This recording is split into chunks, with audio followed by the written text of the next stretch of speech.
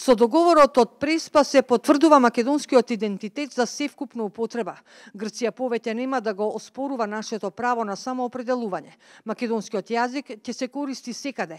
Ќе имаме наши обележја како Република Северна Македонија, рече премиерот Зоран Заев во своето обраќање на седницата за уставните измени, произлезени со договорот од Преспа. Заев на пратениците им порача да го потврдат ваквото демократско решение, бидејќи само со него Македонија ќе стане 30-та членка на НАТО и ќе ги отпочне преговорите со Европската унија во јуни, а ќе ги заврши во 2025 година. Ги повика да ги надминат поделбите. Имате избор, или да ја однесете Македонија во подобра иднина, или во изолација која ќе ги затвори вратите на Унијата, рече Заев. Вашата одлука е меѓу овие два избори. А изборот не може да биде појасен. Успехот не може да биде поизвесен. Големината на оваа историска одлука треба да ја препознаеме сите. Вашиот глас е глас за полноправно членство на нашата земја во НАТО за помалку од една година. Вашиот глас за не става во европското семејство на нации на Европската унија.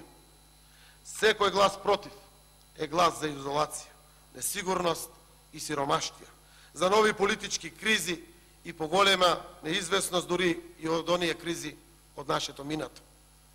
Светот гледа и очекува дека вие, како представници на гордите граѓани на нашата земја, ќе покажете државничка одговорност. Тој ја поздрави одлуката на 8 на пратеници од независната пратеничка група на ВМРО ДПМН, но жали што опозицијската ВМРО ДПМН не спогнала сили да се издигне и да учествува во уставните измени, кои ќе овозможат и подобра иднина на граѓаните, да им дадеме ветар во крилјата на нашите млади генерации, тие да бидат како и сите други млади европјани, да ја видиме нашата земја како држава на Европската унија, рече Заев.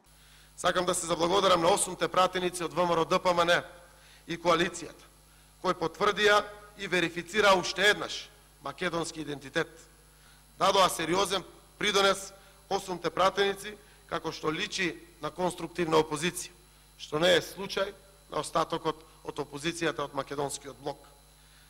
Давам посебен поздрав на инклузивноста на пратеникот Панчо Минов, затоа што е вграден во овие уставни амандмани и уставен законник по повеќе елементи. Сакам да се заблагодарам на Алијансата за албанците и на партијата БЕСА на господинот Билјал Касами. Преку овие пратеници го подобрија новиот устав во функција на едно општество за сите.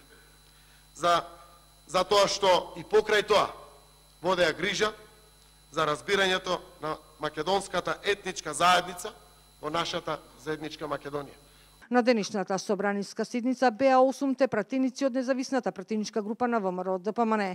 Во салата беа и пратениците на опозицијската БЕСА на Билал Касами, но не гласаа за дневниот ред. Беше усвоен со 78 гласови за. Собранишкиот спикер Талат Джафери за утре во 13 часот го закажа продолжувањето на 75-та седница, на која се 4 точки: утврдување на предлог амандманите, донесување, прогласување и изгласување на уставниот закон. Се очекува пратениците во петок да ги изгласаат.